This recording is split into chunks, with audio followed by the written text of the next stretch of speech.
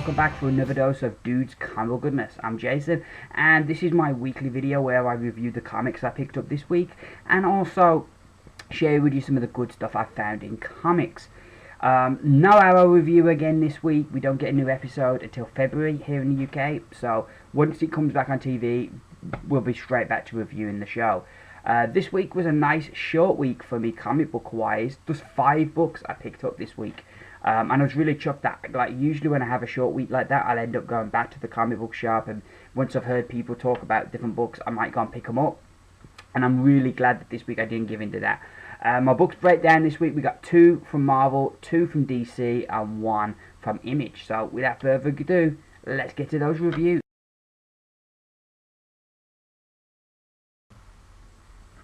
So, first time I review this week from Marvel Comics is The Fantastic Four, issue number 16. This is the final issue. They're going to relaunch the book at the end of February, but this is the end of this run, and it's been a bit of a disappointing run. You know, it's not going to be remembered as one of the great ones.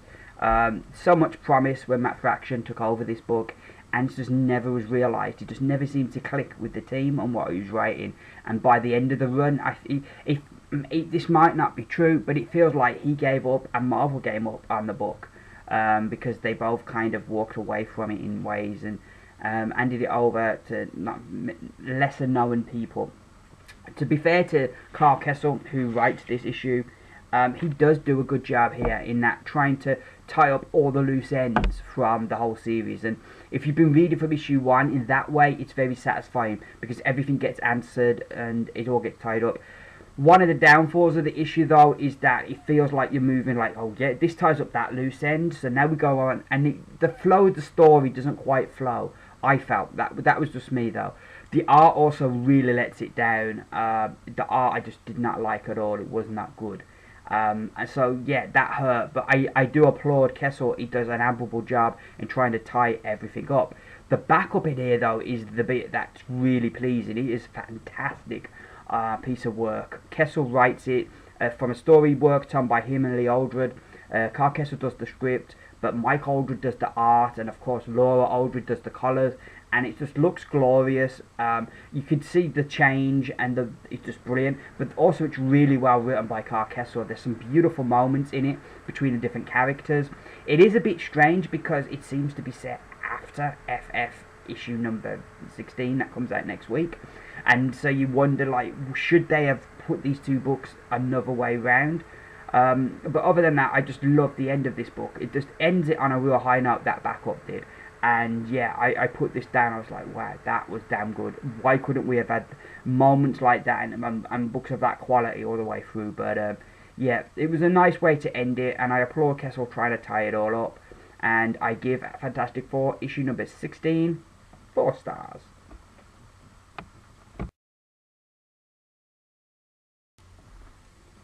So next up we have Velvet issue number 3, and 3 issues in, and I'm loving this series. It is so engrossing. Every issue just really sucks you in to the story, and yeah, it's just really, really good. I'm loving the way Brubaker writes our main character Velvet.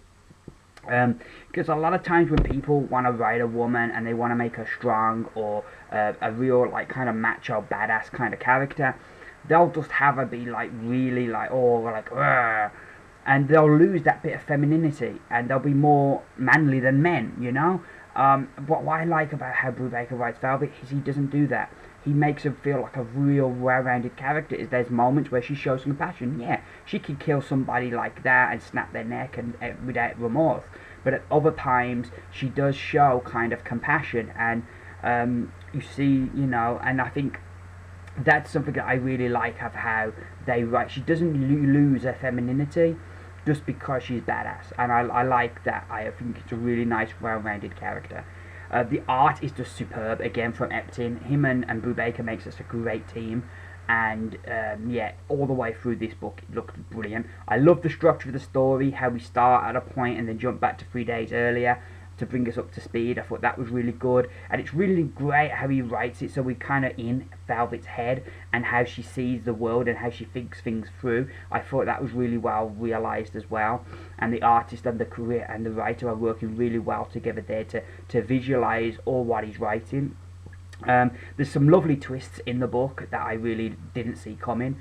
All in all, this is just a real joy, and I think one of the things as well that it's a spy book and it's kind of set in the 60s, 70s, so like that's the perfect time for a spy book, you know. The way the world was then, it works so brilliantly. If you like things like James Bond or spy movies and stuff, this is definitely a book worth checking out. Or if you just love really good books or want to change from superheroes, I definitely recommend trying this book out because it has been superb so far, and I give Velvet issue number 3 5 stars.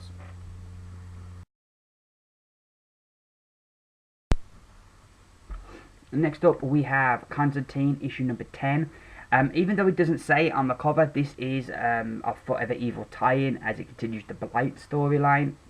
I don't know why it didn't say. When I got home, initially I was concerned, thinking, well, why? You know, isn't it on? First off, one great thing about this book, it's got the Spectre in here. Oh, I so love the Spectre as a character. I would so love to see an ongoing. I think you obviously would have to get the right person to write it, but oh yeah, I would love that. But anywho, getting back to this book, the story is really good. It's really well written. Some of Falk's best work so far. Some really great exchanges. If you've been reading Phantom Stranger, you'll know that Guard is a Scotty dog. And so there's some great exchanges between Constantine and Guard here as they go to heaven to tell God off, basically, for all the evil that he's let be unleashed on the world, and he's done nothing. And there's some really nice moments, and there's a nice kind of twist in the end where Constantine's kind of understood what God said in one way, where everybody else has kind of heard something else and sort of took it in a different way. So I liked that. I thought that was really clever. And the writing, it's a real character-driven story, and it was really good read. I really enjoyed it. The art really lets the book down. Constantine just seems to keep changing, and I don't know what was going on with him all through the book, but a lot of the faces in the book weren't good. It wasn't great artwork. It was an artist I've not heard of before, and I hope I don't hear him again. Certainly for the short term, because yeah, certainly on this, it wasn't good.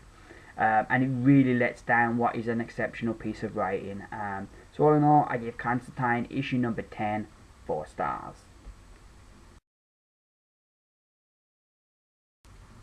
So next up we have Superman Wonder Woman issue number 4. I've really been loving this. Charles Soule on this, and he just seems to be on fire at the moment. He's doing such great work. So yeah, this issue, the big story is that it's out. Everybody knows now that Superman, Wonder Woman are an item. It's really interesting, you know, seeing how they handled this story, because the first half of the book is kind of like all about Zod, and the second half of the book is about dealing with what's happened, about how it's come out. I really enjoyed the Zod story. I love how they're writing Zod. He's making him such an interesting villain, and certainly the way he's acting, and then you have the big reveal. I love the way that he's not just Superman's physical match, but also mentally he's really smart, and plus he's got this knowledge over Superman because he understands all this Kryptonian technology that gives him an edge over Superman, especially in the Fortress of Solitude. So there's some great moments there in that beginning of the book. The second half, which is a separate story, where we deal with like it all coming out.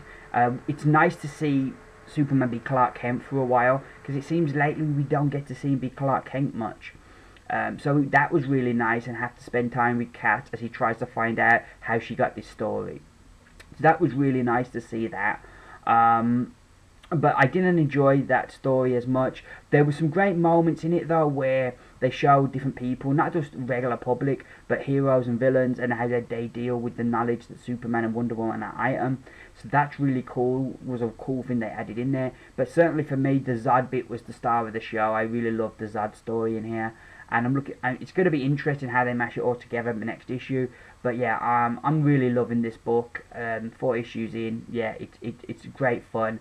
Definitely worth a pick up if you're a fan of either character, and I give Superman Wonder Woman issue number 4 5 stars.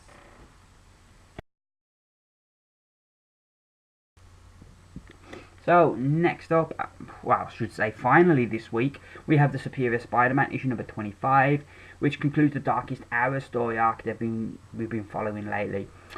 First things first, I started off as a disgruntled customer because this was upped by price by $1. Now, it's issue 25, and you could say, it's the 25th issue, but they don't celebrate on everything for issue 25. So I didn't see why it needed to be upped in price. Especially, I just felt it was really bad timing with the whole, we've got the all new Marvel Now range of books coming out this month and next month. So that means, like, when you have either a jumping on point or a first issue, that they have the second issue out 2 weeks later. So it's 2 extra books you're picking up. For each new book you're picking up, it's 2 books, because you've got the extra issue coming out so quickly afterwards. And I just felt it was really bad timing to do this with Spider-Man, to up the price of Spider-Man for this issue when they're doing this. So I went in a bit disgruntled customer. I came out though very satisfied. This was really a top class issue. It kicks off. We have the superior Venom, versus the Avengers, which is really cool. There's some great moments there. There's even like a nice line about Wolverine not having his healing factor anymore, which is really cool. I liked that. Kind of keeps continuity with other books, but it is difficult these days to keep continuity in check when characters are in so many books. But I like that they tied that into Wolverine's book, so I did like that little mention. The story itself is brilliant. We get to see the beginning of payoff.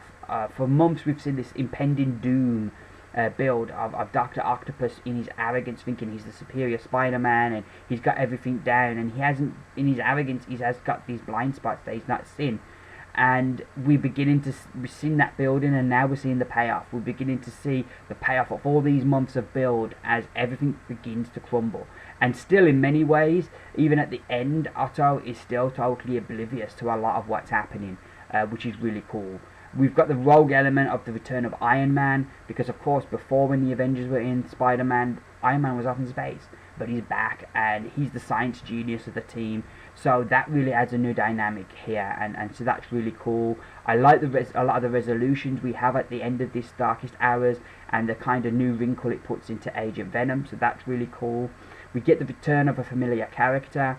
I'm interested to see how they return, but it was really cool to see them back. And I'm not going to mention who it is, but if those of you who saw the news over the weekend, it will be no surprise. Those of you who've somehow missed it, I don't want to spoil it for you.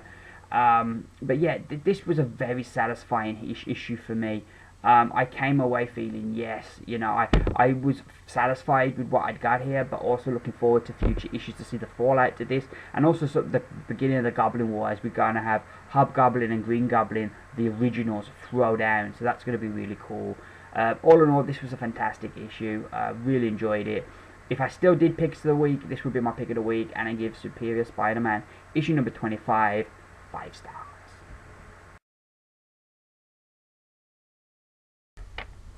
Well, you've reached the good stuff. Yes, we survived the reviews. We are in good stuff country now. First up this week, I'm going to talk about the Marvel app, Marvel Unlimited. I downloaded this about 3 weeks ago. It's a new app. It's an app from Marvel. I think they released it last year. The whole gimmick is like you pay like $10 a month, which translates into £6 or £7, and you get this app, and you can read 12 books offline, and when you've read them, it's kind of like a library system where you can read their book, and then you can change it for other books. You can have as many books as you want in your library, but only 12 you can read offline at any one time. But it's great. You have a really great back catalogue. The search system on it is really good, as you can browse looking for like either a book or a team or a character, or you can look for a writer or an event. So like, it's really great how you can look for stuff on there.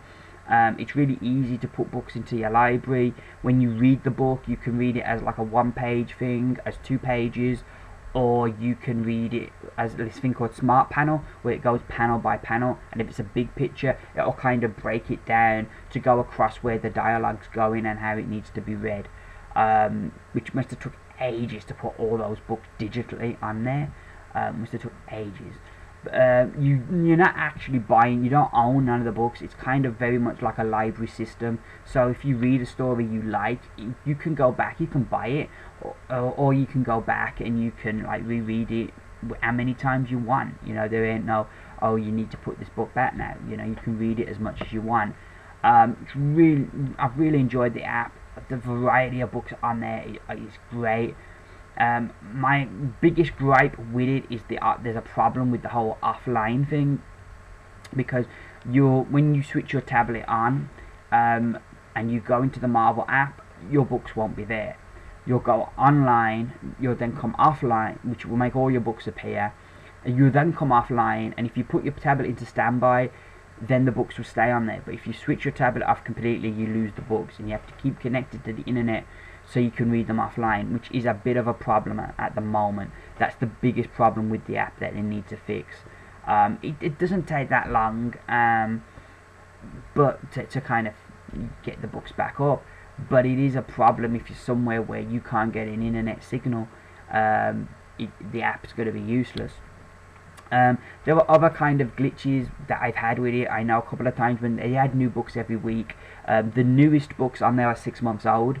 And they add new ones every week, and I know 2 times when they've added new books I've had to sign out and sign back in again, but that didn't happen this week, so I'm thinking that might have just been a glitch. And I know sometimes when I put the books into my offline group of books, sometimes it only does the preview and you have to go and redo it to make it so you can read the whole book. And these are the little glitches that I'm sure they'll fix over time.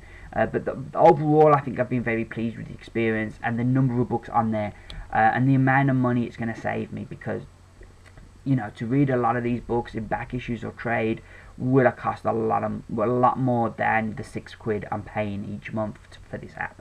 So personally, I'm a very satisfied customer with this. I would love them to fix the offline problem, but all in all, yeah, I'm satisfied. If you're looking to explore the Marvel Universe a bit more, if say you've read the Marvel Ultimate Graphic Novel Collection and enjoyed it and really want to explore some of these characters some more and want to go back, this is a great way to do it. And also there's a lot of great comment stuff on there as well.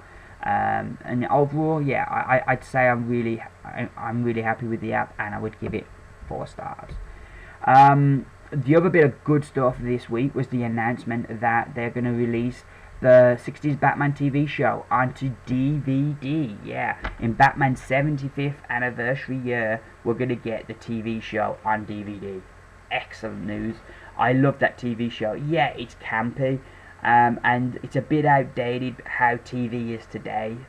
But yeah, it's just brilliant. I'm just so nostalgic for that era.